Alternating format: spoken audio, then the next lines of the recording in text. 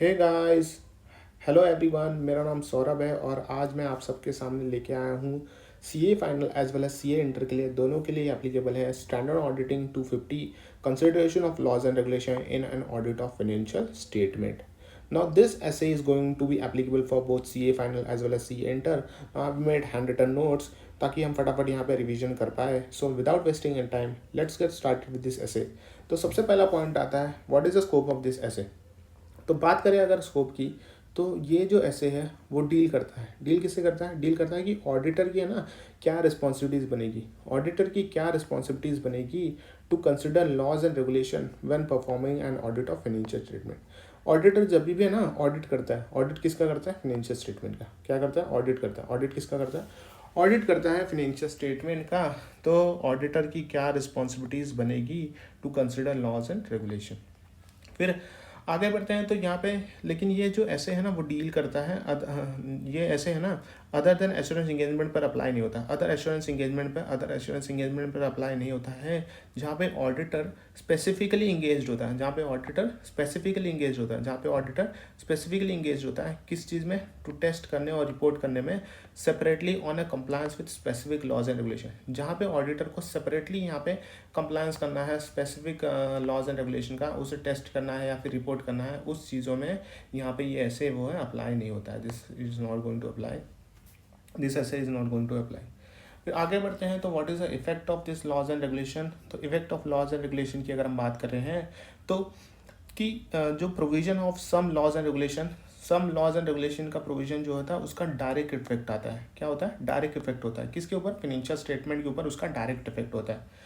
और other laws and regulation does not have a direct effect on financial statement. कुछ laws and regulation का direct effect होता है और अदर लॉज एंड रेगुलेशन का उसका डायरेक्ट इफेक्ट नहीं होता है. सो कुछ लॉज एंड रेगुलेशन जिसका डायरेक्ट इफेक्ट होता है फाइनेंशियल स्टेटमेंट का, इन दैट एंटिटी डिटरमाइन करता है. एंटिटी डिटरमाइन क्या करता है कि रिपोर्टेड अमाउंट क्या होगा और डिस्क्लोजर क्या होगा एंटिटी के फाइनेंशियल स्टेटमेंट में. रिपोर्टेड अमाउंट क्या होगा और डिस्क्लोजर क्या होगा एंटिटी के फाइनेंशियल स्टेटमेंट में. अदर लॉज एंड रेगुलेशन की अगर हम बात करें कि यहाँ पे अदर लॉज एंड रेगुलेशन भले ही उसका डायरेक्ट इफेक्ट तो नहीं हो रहा है फाइनेंशियल स्टेटमेंट पे, भले ही उसका डायरेक्ट इफेक्ट तो नहीं हो रहा है फाइनेंशियल स्टेटमेंट पर, तो भी यहाँ पे एंटिटी को कंप्लाई करना पड़ता है. तो भी यहाँ पे एम्प्ली को कंप्लाई क्यों करना पड़ता है? कंप्लाई इसलिए करना पड़ता है क्योंकि यहाँ पे अगर आप देखोगे कॉन्सिक्वेंसेस ऑफ नॉन कंप्लायंस का कॉन्सिक्वेंसेस ये होता है कि यहाँ पे हो जाएगा आपको फाइन, कंपनी को फाइन हो जाएगा, या तो लिटिगेशन चलने लगेगा, या फिर अदर कॉन्सिक्वेंसेस भी हो सकते हैं जिसका मटेरियल इफेक्ट होगा फाइनेंशियल स्टेटमेंट के ऊपर. आगे बढ़ते हैं ये ऐसे के ऊपर आगे बढ़ते हैं तो यहाँ पे आ जाता है what is the responsibilities of management. Management की क्या रिस्पॉन्सिबिलिटीज़ बनती है for compliance with laws and regulation. अगर आपको कंप्लायंस करना है, किस चीज़ का कंप्लायंस करना है? लॉज एंड रेगुलेशन का. तो मैनेजमेंट की क्या रिस्पॉन्सिबिलिटीज़ बनती है? तो ये जो लॉज एंड रेगुलेशन का रिस्पॉन्सिबिलिटीज़ कंप्लायंस करने की रिस्पॉन्सिबिलिटी तो मैनेजमेंट की है कि जो भी एंटिटी जो भी ऑपरेशन कर रही है, चाहे मैन्युफैक्चरिंग कर रही हो, चाहे ट्रेडिंग कर रही हो, कोई भी ऑपरेशन कर रही हो, तो जो भी ऑपरेशन करिए वो अकॉर्डेंस किसके होना चाहिए? वो लॉज एंड रेगुलेशन के होना चाहिए, लॉज एंड रेगुलेशन के हिसाब से होना चाहिए. प्लस यहाँ पे compliance with the provision of laws and regulation जो डिटरमाइन करता है वो अमाउंट, वो लॉज एंड रेगुलेशन को भी यहाँ पे कंप्लायंस करना पड़ेगा. जो क्या करेगा? जो डिटरमाइन करता है. जो डिटरमाइन करता है क्या? रिपोर्टेड अमाउंट और डिस्क्लोजर एंटिटी के फाइनेंशियल स्टेटमेंट में. वो लॉज एंड रेगुलेशन को भी कंप्लाई करना पड़ता है. वो लॉज एंड रेगुलेशन के प्रोविजन को भी कंप्लाई करना पड़ा जो डिटरमाइन क्या करता है? Reported amount plus disclosure in the entities financial statement. अब यहाँ पे मैनेजमेंट की तो रिस्पॉन्सिबिलिटीज हमने बता दी, तो टीसीडब्ल्यूजी क्या करेगा? टीसीडब्ल्यूजी यहाँ पे ये सारी चीज़ों का ओवरसाइट करता है. ये सारी चीज़ों का क्या करता है? ओवरसाइट करता है. अब कंप्लायंस तो करना है, बट कंप्लायंस कैसे करना है ये आगे ऐसे बताता है कि compliance of laws and regulation जो है वो यहाँ पे परफॉर्म किया जाएगा. कैसे किया जाएगा ये लॉज एंड रेगुलेशन बताएगा कि यहाँ पे क्या करता है. सबसे पहले आपको ना इंश्योर करना है कि जो ऑपरेटिंग प्रोसीजर आपने डिज़ाइन किए गए हैं to meet the legal requirement, उसका मॉनिटर करना पड़ेगा. आपको मॉनिटर करना पड़ेगा. क्या मॉनिटर करना पड़ेगा? लीगल रिक्वायरमेंट क्या है, मॉनिटर करना पड़ेगा लीगल रिक्वायरमेंट क्या है, एंड इंश्योर करना पड़ेगा कि जो भी ऑपरेटिंग प्रोसीजर है, जो भी आपने ऑपरेटिंग प्रोसीजर डिज़ाइन किए हैं to meet the legal requirement, उसका मॉनिटरिंग करना पड़ेगा लीगल रिक्वायरमेंट का. ठीक है. आगे बढ़ते हैं तो स्टेब्लिश करो और ऑपरेट करो इंटरनल कंट्रोल सिस्टम. क्या करो? स्टेब्लिश करो. पहले तो स्टेब्लिश कर लो, फिर उसके बाद ऑपरेट करो. ऑपरेट क्या करोगे? इंटरनल कंट्रोल सिस्टम, ताकि लॉज एंड रेगुलेशन का यहाँ पे कंप्लायंस हो सके.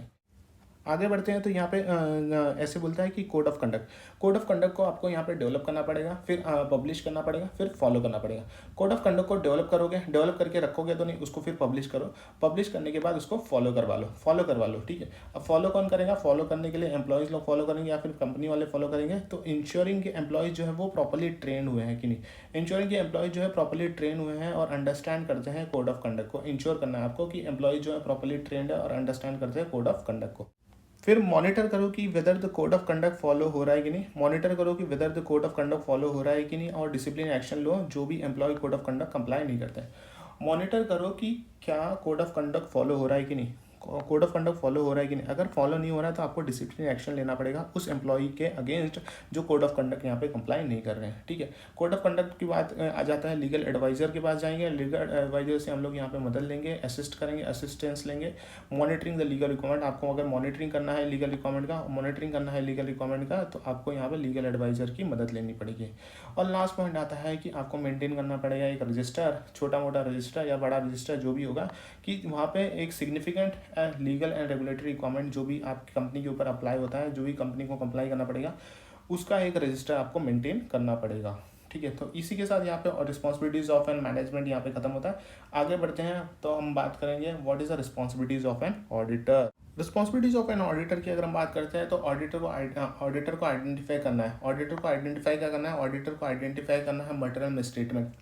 ऑडिटर यहाँ पे आइडेंटिफाई करेगा कि क्या मटेरियल मिसस्टेटमेंट हो रहा है due to non compliance with the laws and regulation. Auditor को आइडेंटिफाई, एक ही काम करना है, ऑडिटर को आइडेंटिफाई करना है कि क्या मटेरियल मिसस्टेटमेंट हो रहा है due to non compliance with laws and regulation.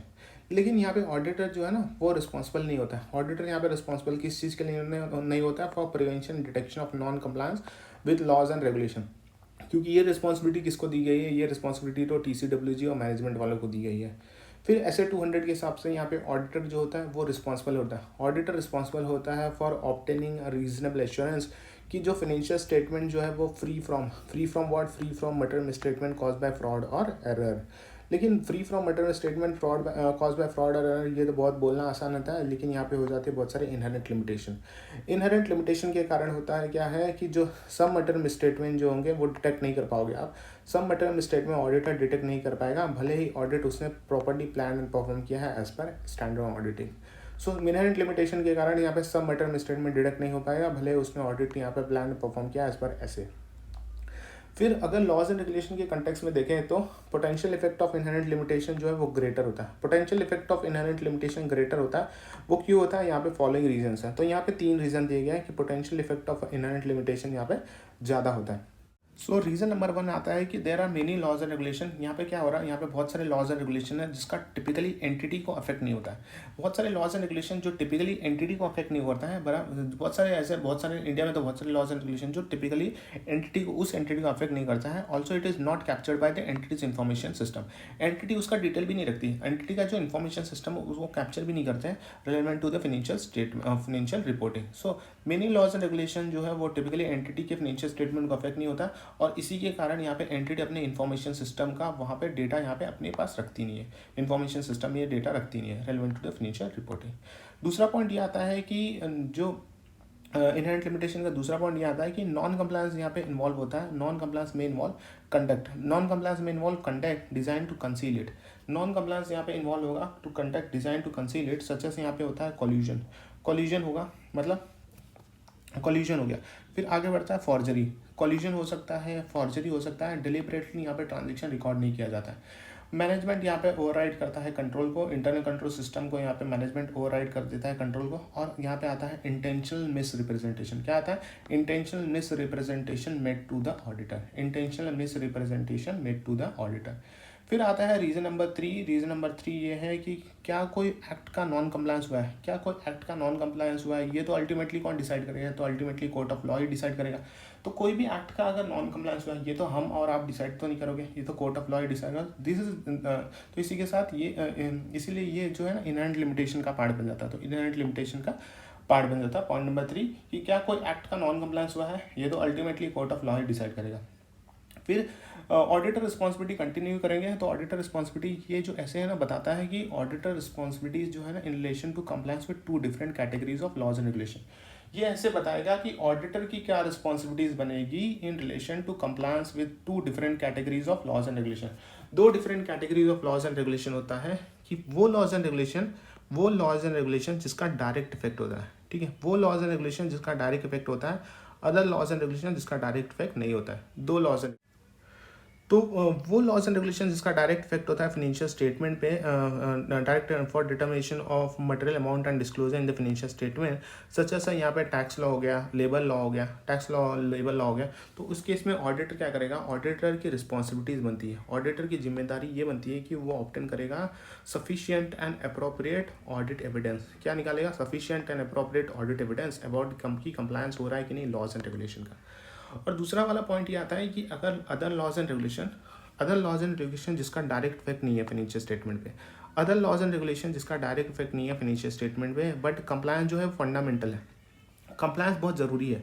Compliance इसलिए ज़रूरी है ताकि यहाँ पे एंटिटी ना ऑपरेशन कर पाएगी अपने बिजनेस का, और एंटिटी ना कंटिन्यू कर पाएगी, ability to continue the business, और यहाँ पे एंटिटी अपना मटेरियल पेनल्टी अवॉइड कर पाएगी। एंटिटी यहाँ पे मटेरियल पेनल्टी अवॉइड कर सकती है। तो यहाँ पे ये चीज़ हो रहा है कि यहाँ पे अदर लॉज एंड रेगुलेशन भले उसका डायरेक्ट इफेक्ट तो नहीं है, बट उसका कंप्लायंस करना बहुत ज़रूरी होता है कि ताकि कंपनी यहाँ पे ऑपरेट कर पाए बराबर, कंपनी यहाँ पे एबिलिटी टू कंटिन्यू कर पाए यहाँ पे बराबर, और कंपनी यहाँ पे मटेरियल पेनल्टी से अपने आप को बचा सके। फॉर एग्जाम्पल अगर हम बात करें तो compliance with terms of operating licence, कि ऑपरेटिंग लाइसेंस जो अभी आपको लाइसेंस मिला है तो उसका कंप्लायंस हो रहा है कि नहीं, ये एक चीज़ है, ठीक है। दूसरा एग्जांपल ये है कि compliance with regulatory solvency margin. Bank में हम देखते हैं कि compliance with regulatory solvency requirement, इसका भी एक कंप्लायंस ये एग्जाम्पल बन सकता है। फिर तीसरा एग्जाम्पल ये है कि compliance with the environmental regulation. Environmental regulation को भी आपको देखभाल करना पड़ता है ताकि यहाँ पर आपके ऊपर मटेरियल पेनल्टी ना लग जाए। फिर आगे बढ़ते हैं तो नॉन कंप्लायंस में therefore have a material effect on financial statement. तो इसलिए ऑडिटर की रिस्पॉन्सिबिलिटी ये बनती है कि ऑडिटर यहाँ पे अंडरटेक करेगा, ये क्या करेगा, अंडरटेक करेगा स्पेसिफिक ऑडिट प्रोसीजर, ताकि आइडेंटिफाई किया जा सके कि non compliance of those on laws and regulation जिसका मटेरियल इफेक्ट है फाइनेंशियल स्टेटमेंट के ऊपर। कि ऑडिटर की रिस्पॉन्सिबिलिटी ये बनती है कि वो अंडरटेक करेगा स्पेसिफाइड ऑडिट प्रोसीजर, ताकि आइडेंटिफाई किया जा सके कि non compliance of those on laws and regulation जिसका मटेरियल इफेक्ट है फाइनेंशियल स्टेटमेंट पे। आखिरी पॉइंट आता है कि ऑडिटर को यहाँ पे मेंटेन करना पड़ता है professional scepticism throughout the audit as required by SA 200। यहाँ पे आपको प्रोफेशनल स्केप्टिसिज्म मेंटेन करना पड़ेगा, ताकि यहाँ पे देख सके कि कंप्लायंस हो रहा है कि नहीं लॉज एंड रेगुलेशन का। सो आगे आ जाते हैं, अब हम बात करने वाले डेफिनेशंस के बारे में। डेफिनेशन यहाँ पे एक दिया गया है, एक डेफिनेशन नॉन कंप्लायंस के बारे में। सो नॉन कंप्लायंस का अगर हम डेफिनेशन देखते हैं कि नॉन कंप्लायंस मतलब क्या होता है। नॉन कंप्लायंस मतलब होता है एक्ट ऑफ ओमिशन। आप ओमिशन कर रहे हो या फिर कमीशन कर रहे हो और बाय एन एंटिटी, कौन कर रहा है, एंटिटी कर रहे हैं। एक्ट ऑफ ओमिशन और a commission by an entity या तो इंटेंशनल या फिर अनइंटेंशनल, या तो इंटेंशनल या तो unintentional act done or contrary in the prevailing laws and regulation. जो भी प्रिवेलिंग लॉज एंड रेगुलेशन है, जो आपने एक्ट किया वो क्या है, कॉन्ट्ररी है, अगेंस्ट है, कि आपने जो प्रिवेलिंग लॉज एंड रेगुलेशन है उसके अगेंस्ट जाके आपने कुछ एक्ट किया है। और such act include a transaction entered into by और in the name of entity के नाम पे एंटर हुआ, या फिर on behalf of the entity के बिहाफ पे एंटर किया गया है। कौन एंटर कर रहा है यहाँ पे, TCWG कर रहा है या फिर एम्प्लॉय ऑफ द एंटिटी कर रहा है, TCWG या मैनेजमेंट या फिर एम्प्लॉय ऑफ द एंटिटी यहाँ पे एंटर कर रहा है ट्रांजेक्शन को। फिर नॉन कंप्लायंस के अंदर इंक्लूड क्या नहीं होगा, नॉन कंप्लायंस के इंक्लूड नहीं होगा कि अगर कोई भी मैनेजमेंट या फिर TCWG वाले या तो एम्प्लॉयज़ वाले अगर कोई पर्सनल मिसकंडक्ट कर देते हैं तो ये नॉन कंप्लायंस में नहीं आएगा एज पर दिस एसए 250। फिर आगे बढ़ते हैं, ये ऐसे का तो बहुत इंपॉर्टेंट सेक्शन आ जाता है रिक्वायरमेंट सेक्शन। तो रिक्वायरमेंट सेक्शन की अगर हम बात करें तो auditor's consideration of compliance with the laws and regulation. कि ऑडिटर क्या कंसिडर करता है जब कंप्लायंस होगा लॉज एंड रेगुलेशन का। तो as per SA 315 identifying assessing the risk of material misstatement to understanding of entity and its involvement. तो ऐसे 315 बोलता है कि ऑडिटर यहाँ पे ऑप्टेंड करेगा जनरल अंडरस्टैंडिंग किस चीज़ का कि कौन सा legal and regulatory framework applicable होता है उस एंटिटी के ऊपर, और कौन एंड इंडस्ट्री और sector in which enterprise okay, so कौन से लीगल एंड रेगुलेटरी फ्रेमवर्क उस एंटिटी के ऊपर अप्लाई होता है, और वो जो एंटिटी है वो कौन से इंडस्ट्री में है, जैसे कि ऑटोमोबाइल इंडस्ट्री है, टेलीकॉम इंडस्ट्री है, कौन से इंडस्ट्री में है, या फिर कौन से सेक्टर में है, कौन से सेक्टर में जिसमें एंटिटी ऑपरेट कर रही है। दूसरा पॉइंट ये है कि कैसे एंटिटी कंप्लाई कर रही है विद दैट फ्रेमवर्क, कि आप ये फ्रेमवर्क में तो हो लेकिन वो आप कंप्लायंस कैसे कर रहे हो, ये सारी चीज़ें भी ऑडिटर यहाँ पे अंडरस्टैंडिंग लेगा, जनरल अंडरस्टैंडिंग लेगा। फिर to obtain a general understanding of legal and regulatory requirement, अगर आपको ऑब्टेन करना है to understanding of legal and regulatory requirement and how entity complies with the following with the framework, the auditor में to obtain general understanding of legal and regulatory framework and how entity complies with the framework, the auditor may, for example, auditor यहाँ पे क्या करेगा, auditor यहाँ पे करेगा use करेगा auditor का existing understanding of entities, industry, regulatory and other external factor. Auditor का जो एग्जिस्टिंग अंडरस्टैंडिंग है उस एंटिटी के इंडस्ट्री को लेकर, उस एंटिटी के इंडस्ट्री को लेकर, उस इंडस्ट्री एंटिटी के रेगुलेटरी बॉडीज़ को लेकर, अदर एक्सटर्नल फैक्टर को लेकर, तो यहाँ पे ऑडिटर वो अंडरस्टैंडिंग ले सकता है। फिर अपने आप फिर अपडेट करेगा क्या, अंडरस्टैंडिंग ऑफ TCWG, जो डायरेक्टली डिटरमाइन करता है reported amount and disclosure in financial statement. अब हम पढ़ रहे हैं कि अगर आपको ऑब्टेन करना है आपको जनरल अंडरस्टैंडिंग किसी लॉज एंड रेगुलेटरी फ्रेमवर्क का, और कैसे एंटिटी कंप्लाई कर रही है वो फ्रेमवर्क को, तो ऑडिटर यहाँ पे क्या करेगा, यहाँ पे अंडरस्टैंडिंग लेगा, या तो खुद की एक एग्जिस्टिंग अंडरस्टैंडिंग हो जाएगा, फिर वो अपडेट करेगा अंडरस्टैंडिंग ऑफ TCWG को, जो डायरेक्टली डिटरमाइन करता है reported amount and disclosure in financial statement. फिर ऑडिटर इंक्वायर कर सकता है, ऑडिटर यहाँ पे क्या कर सकता है, ऑडिटर इंक्वायर कर सकता है मैनेजमेंट से, ऑडिटर यहाँ पे इंक्वायर कर सकता है मैनेजमेंट से कि क्या कोई अदर लॉज एंड रेगुलेशन है, मतलब अदर लॉज एंड रेगुलेशन भी है क्या, कि that may be expected to have fundamental effect on operation of entity, कि क्या कोई अदर लॉज एंड रेगुलेशन है जिसका फंडामेंटल इफेक्ट है, उसका क्या हो रहा है, फंडामेंटल इफेक्ट हो रहा है किसके ऊपर, ऑपरेशन ऑफ एन एंटिटी के ऊपर।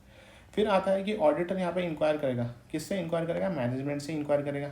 मैनेजमेंट से क्या इंक्वायर करेगा कि एंटिटी का पॉलिसीज एंड प्रोसीजर क्या है, एंटिटी कौन सा पॉलिसीज एंड प्रोसीजर परफॉर्म करती है regarding the compliance of laws and regulation, company का क्या पॉलिसीज एंड प्रोसीजर है regarding the compliance of laws and regulation.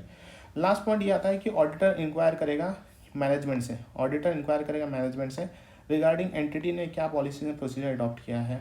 Auditor यहाँ पे इंक्वायर करेगा मैनेजमेंट से कि एंटिटी ने क्या पॉलिसीज एंड प्रोसीजर अडॉप्ट किया है फॉर आइडेंटिफाइंग, इवेल्युएटिंग, अकाउंटिंग, क्या identifying, evaluating and accounting for litigation claim. Auditor फिर आगे बढ़ते हैं, तो ऑडिटर यहाँ पे ऑब्टेन करेगा sufficient appropriate audit evidence regarding the compliance with the provision of those laws and regulation जिसका डायरेक्ट इफेक्ट होता है on determination of material amount and disclosure in the financial statement. वो लॉज एंड रेगुलेशन जिसका direct effect होता है यहाँ पे auditor ने उसका ऑब्टेन करेगा क्या, सफिशिएंट एप्रोप्रिएट ऑडिट एविडेंस। ठीक है, तो ऑडिट एविडेंस यहाँ पे सफिशिएंट एप्रोप्रिएट ऑडिट एविडेंस यहाँ पे निकालेगा। फिर ऑडिटर को परफॉर्म करना पड़ता है, ऑडिटर को परफॉर्म करना पड़ेगा क्या, ऑडिट प्रोसीजर। मैंने पूछा क्यों करना पड़ेगा ऑडिट प्रोसीजर, तो ऑडिटर प्रोसीजर ताकि यहाँ पे ऑडिटर आइडेंटिफाई कर पाए कि क्या कोई ऐसा इंस्टेंस ऑफ नॉन कंप्लायंस है with other laws and regulation जिसका मटेरियल इफेक्ट है फाइनेंशियल स्टेटमेंट का। तो क्या कोई इंस्टेंस है नॉन कंप्लायंस का of other laws and regulation, क्या अदर लॉज एंड रेगुलेशन जिसका क्या है, जिसका इफेक्ट मटेरियल इफेक्ट है फाइनेंशियल स्टेटमेंट के ऊपर है। तो कौन सा ऑडिट प्रोसीजर परफॉर्म करना पड़ेगा, द फॉलोइंग ऑडिट प्रोसीजर। कौन सा ऑडिट प्रोसीजर परफॉर्म करना पड़ेगा, फॉलोइंग ऑडिट प्रोसीजर। तो यहाँ पे फॉलोइंग ऑडिट प्रोसीजर के अंदर आ जाता है कि ऑडिटर इंक्वायरी करेगा मैनेजमेंट या TCWG से कि क्या एंटिटी लॉज एंड रेगुलेशन का कंप्लायंस कर रही है कि नहीं, क्या एंटिटी लॉज एंड रेगुलेशन का कंप्लायंस कर रही है कि नहीं। दूसरी बात यहाँ पे आप एक तो मैनेजमेंट से डायरेक्ट पूछ लो, या तो आप इंस्पेक्ट कर लो। इंस्पेक्ट क्या करोगे, correspondence with relevant licensing authorities के पास डायरेक्ट यहाँ पर करस्पॉन्डेंस जो दिया गया है वो इंस्पेक्ट कर लो। रेगुलेटरी अथॉरिटीज़ के पास जो करस्पॉन्डेंस दिया गया है वो इंस्पेक्ट कर लो। ठीक है, सो ऑडिट करने के दौरान यहाँ पे ऑडिटर यहाँ पे रिमेन अलर्ट ताकि पॉसिबिलिटी हो, ऑडिट यहाँ पे प्रोफेशनल स्केप्टिसिज्म फॉलो करेगा, रिमेन अलर्ट रहेगा ताकि ऐसी पॉसिबिलिटी हो कि ऑडिटर ने जो अदर ऑडिट प्रोसीजर लगाया है, कि जो अदर ऑडिट प्रोसीजर ऑडिटर ने परफॉर्म लगाया है which may bring instance of non compliance और suspected non compliance of laws and regulation. तो ऑडिटर को हमेशा अलर्ट रहना पड़ेगा कि जब भी ऑडिटर ऑडिट प्रोसीजर लगाता है, अदर ऑडिट प्रोसीजर लगाता है which may bring into instance, तो यहाँ पे एक पॉसिबिलिटी बन सके। पॉसिबिलिटी किस चीज़ की बन सके कि उससे क्या पता चल जाएगा कि विच may bring into instance of कि नॉन कंप्लायंस हो रहा है कि नहीं लॉज एंड रेगुलेशन का, सस्पेक्टेड नॉन कंप्लायंस हो रहा है कि नहीं लॉज एंड रेगुलेशन का। ये चीज़ें यहाँ पे ऑडिटर को देखना पड़ेगा। फिर आगे बढ़ते हैं, तो non compliance brought to an auditor attention by other audit procedure. Non compliance brought to auditor's attention by other audit procedure use करके भी यहाँ पे नॉन कंप्लायंस यहाँ पे ऑडिटर के अटेंशन में लाया जा सकता है। For example such audit procedure में इंक्लूड, यहाँ पे ऑडिटर यहाँ पे रीड कर सकता है, रीडिंग ऑफ मिनट्स को रीड कर सकता है। यहाँ पे ऑडिटर इंक्वायरी कर सकता है मैनेजमेंट से, या फिर इन हाउस लीगल काउंसिल पे जो है इन हाउस लीगल काउंसिल वाले उनसे इंक्वायरी कर सकता है, या फिर एक्सटर्नल लीगल काउंसिल वालों से मदद ले सकता है about the litigation claims and settlement of a entity.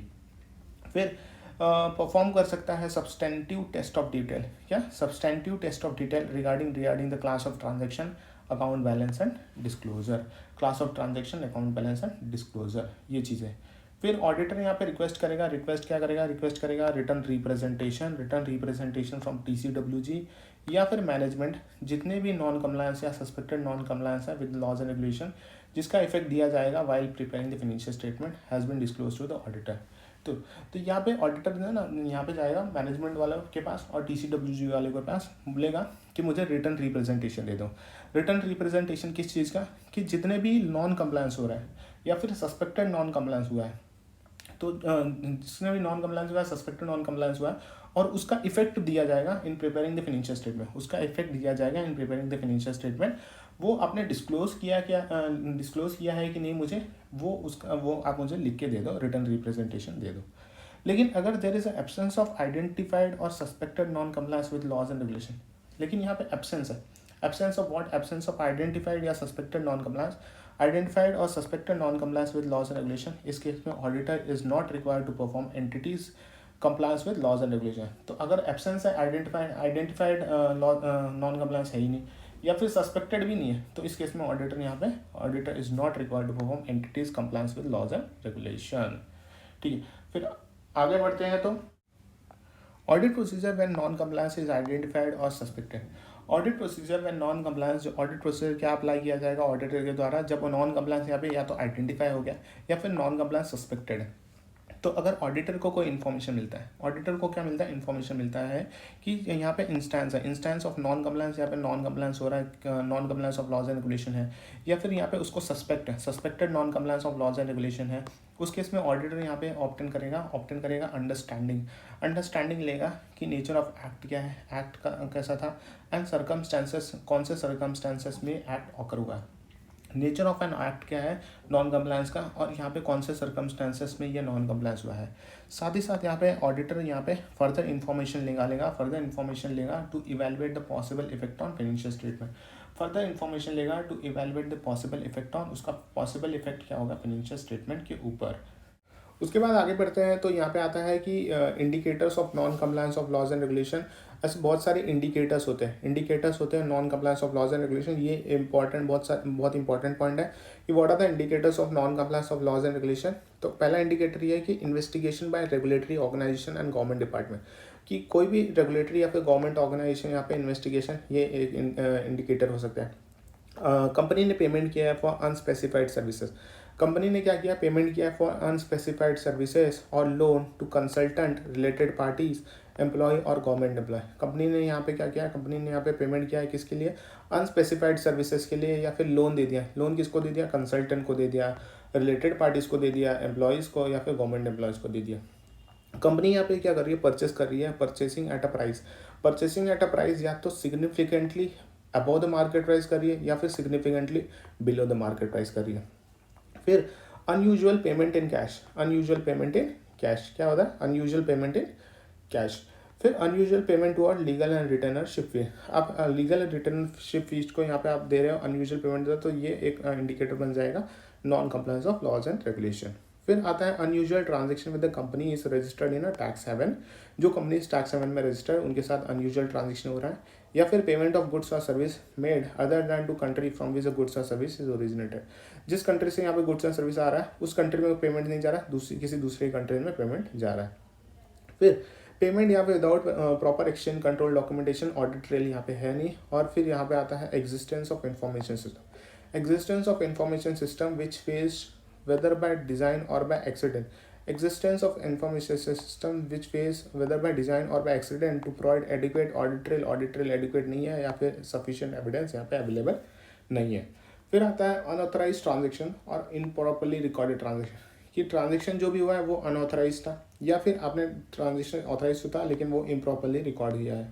फिर लास्ट पॉइंट आता है adverse media comment. Adverse media comment भी बहुत सारे मीडिया में आ रहा है, बहुत सारी न्यूज़ कंपनी के खिलाफ, तो this might be a indicator of non compliance of laws and regulation. तो इतने सारे पॉइंट है लॉज एंड रेगुलेशन। तो अगर ऑडिटर सस्पेक्ट करता है, ऑडिटर क्या कर रहा है, सस्पेक्ट करता है कि that there may be a non compliance, तो नॉन कंप्लायंस हो सकता है, ऐसा ऑडिटर को लगता है, सस्पेक्ट है उसके पास, तो उस केस में auditor shall discuss the matter with management और TCWG। मैनेजमेंट और TCWG के पास जाएगा, ये मैटर उसके साथ डिस्कस करेगा। और अगर TCWG मैनेजमेंट वाले सफिशिएंट इन्फॉर्मेशन नहीं दे पा रहे जो सपोर्ट कर सके कि entity is in compliance with laws and regulation, तो आप डिस्कस करोगे मैनेजमेंट के साथ और मैनेजमेंट को बोलोगे कि आपकी कंपनी अगर लॉज एंड रेगुलेशन के साथ कंप्लाई कर रही है तो आप मुझे सफिशिएंट इन्फॉर्मेशन दो जो सपोर्ट कर सके कि आपकी एंटिटी इस लॉज एंड रेगुलेशन के साथ कंप्लाई कर रही है।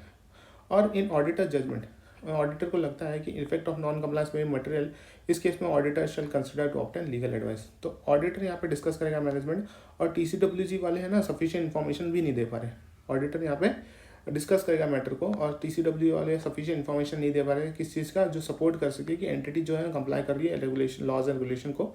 और ऑडिटर यहाँ पे, ऑडिटर का जजमेंट में लग रहा है कि इफेक्ट ऑफ नॉन कंप्लायंस जो है वो मटेरियल है, क्या है, मटेरियल है on to the financial statement. इस केस में ऑडिटर यहाँ पे क्या करेगा, कंसिडर करेगा, लीगल एडवाइस लेगा, कंसिडर अ लीगल एडवाइस।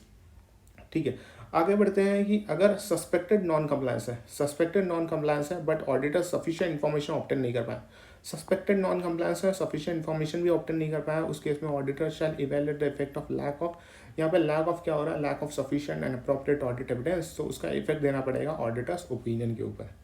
फिर ऑडिटर को इवैल्यूएट करना है, इवैल्यूएट क्या करना है कि implication of non compliance in relation to other aspect of an audit, implication of non compliance in relation to other aspect of an audit including auditor का risk assessment क्या है, plus reliability of return representation के ऊपर भी फर्क आएगा। And इसी के साथ यहाँ पे ऑडिटर को यहाँ पे अप्रोप्रिएट एक्शन लिया जाना चाहिए, ऑडिटर यहाँ पे अप्रोप्रिएट एक्शन लेगा।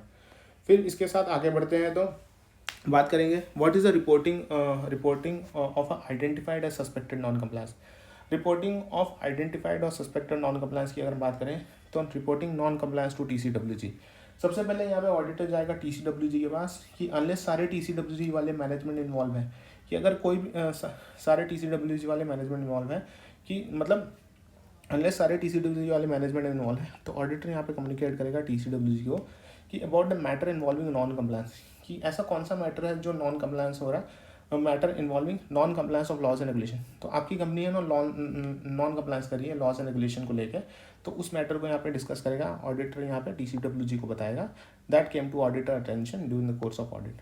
ठीक है, अगर इन ऑडिटर जजमेंट ऑडिटर को ऐसा लगता है कि जो नॉन कंप्लायंस है और बिलीव टू बी इंटेंशनल है, नॉन कंप्लायंस तो हुआ है और वो इंटेंशनल भी लग रहा है, इंटेंशनल है या फिर मटेरियल है, इंटेंशनल के साथ साथ यहाँ पे मटेरियल भी है, इंटेंशनल है और साथ ही साथ मटेरियल है, उस केस में ऑडिटर यहाँ पे कम्युनिकेट करेगा matter to TCWG as soon as practicable, तुरंत जाओ बताने के लिए, तुरंत जाओ एज सून एज प्रैक्टिकेबल। लेकिन ऑडिटर सस्पेक्ट करता है कि मैनेजमेंट और TCWG वाले खुद ही इन्वॉल्व है, मैनेजमेंट और TCWG वाले खुद ही नॉन कंप्लायंस करने में इन्वॉल्व है, तो अब बता के क्या मतलब, तो उस केस में ऑडिटर यहाँ पे कम्युनिकेट करेगा matter next higher level of authority के पास, next higher level of authority के पास जाएगा, जैसे कि यहाँ पे ऑडिट कमेटी के पास जाएगा या फिर सुपरवाइजरी बोर्ड के पास जाएगा।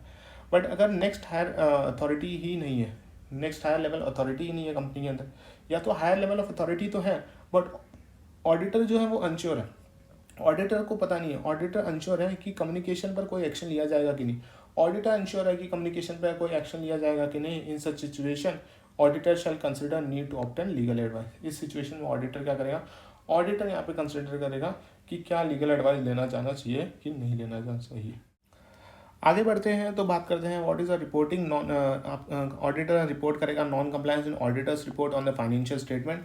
जब भी ऑडिटर ऑडिट रिपोर्ट बनाएगा तो नॉन कंप्लायंस कैसे रिपोर्ट करेगा, तो अगर ऑडिटर कंक्लूड कर देता है, ऑडिटर कंक्लूड करता है कि नॉन कंप्लायंस का मटेरियल इफेक्ट है फाइनेंशियल स्टेटमेंट पे, नॉन कंप्लायंस का मटेरियल इफेक्ट है फाइनेंशियल स्टेटमेंट पे और it has been adequately reflected in financial statement, इस केस में ऑडिटर्स ऐसे 705 के हिसाब से एक्सप्रेस करेगा क्वालिफाइड और एडवर्स ओपिनियन। सो अगर नॉन कंप्लायंस हुआ है और उसका मटेरियल इफेक्ट है फाइनेंशियल स्टेटमेंट, क्या हुआ, नॉन कंप्लायंस हुआ और उसका मटेरियल इफेक्ट है फाइनेंशियल स्टेटमेंट पे, so it has been adequately reflected and, और इसे ना adequately it has not it has not been adequately reflected in financial statement, non compliance हुआ है, साथ ही साथ मटेरियल इफेक्ट है और उसे एडिक्वेटली रिफ्लेक्ट भी नहीं किया फाइनेंशियल स्टेटमेंट के ऊपर, तो ऑडिटर यहाँ पे ऐसे 705 के हिसाब से एक्सप्रेस करेगा क्वालिफाइड या फिर adverse opinion on financial statement. फिर अगर ऑडिटर इज प्रिक्लूडेड, रोका जा रहा है, और auditor is precluded by management या फिर TCWG from obtaining sufficient and appropriate audit evidence to evaluate whether non compliance may have been material effect on financial statement और likely to have a material effect on financial statement.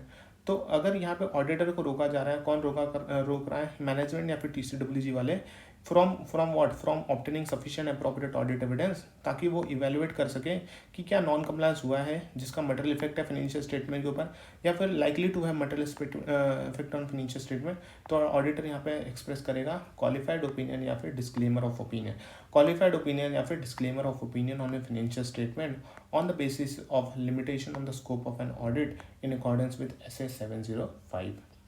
लेकिन अगर auditor unable to determine, auditor determine नहीं कर पा रहा है, auditor determine क्या नहीं कर पाएगा कि whether non compliance of laws and regulation हुआ है कि नहीं, कि non compliance of laws and regulation हुआ है कि नहीं, ये ऑडिटर डिटरमाइन नहीं कर पा रहा है। और ऑडिटर इसलिए डिटरमाइन नहीं कर पा रहा है because of limitation imposed by circumstances. Limitation यहाँ पे इम्पोज कौन कर रहा है, लिमिटेशन इम्पोज हो रहा है सर्कमस्टेंसेस के द्वारा and not by the management या फिर TCWG। तो ऑडिटर यहाँ पे डिटरमाइन नहीं कर पा रहा है कि whether non compliance of laws and regulation हुआ है कि नहीं, non compliance of laws and regulation हुआ है कि नहीं, और ऑडिटर इसलिए डिटरमाइन नहीं कर पा रहा है क्योंकि यहाँ पे लिमिटेशन इम्पोज हुआ है। लिमिटेशन इम्पोज इस हुआ है, क्यों हुआ है, यहाँ पे सर्कमस्टेंसेस के द्वारा and not by the management and TCWG के द्वारा। तो इस केस में ऑडिटर यहाँ पे इवेलुएट करेगा effect of auditors opinion in accordance with, so effect लेगा, इवेलुएट करेगा इफेक्ट ऑन ऑडिटर्स ओपिनियन पे, क्या इसका इफेक्ट आएगा इन अकॉर्डेंस विद SA 705।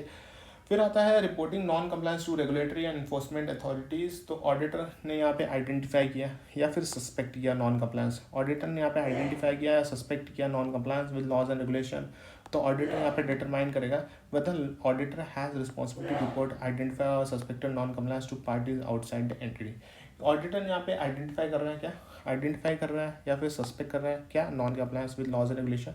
तो ऑडिटर यहाँ पे डिटरमाइन करेगा कि क्या उसको बताना, उसकी रिस्पॉन्सिबिलिटी है रिपोर्ट करने की to identify suspect non compliance to parties outside the entities.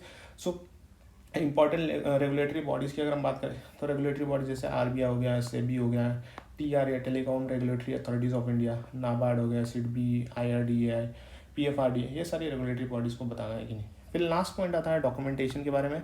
तो ऑडिटर डॉक्यूमेंट करेगा identified a suspected non compliance with laws and regulation and result of discussion with the management and TCWG। तो auditor document करेगा कि कौन से laws and regulation उसने identify किया है या सस्पेक्ट किया है जिसका नॉन कंप्लायंस हुआ है, और उसका रिजल्ट क्या हुआ, डिस्कशन जब करता है मैनेजमेंट और TCWG के साथ, तो उसका डिस्कशन का रिजल्ट क्या निकला, ये ऑडिटर यहाँ पे डॉक्यूमेंट करेगा। सो इसी के साथ SA 250 यहीं पे ख़त्म होता है। Thank you.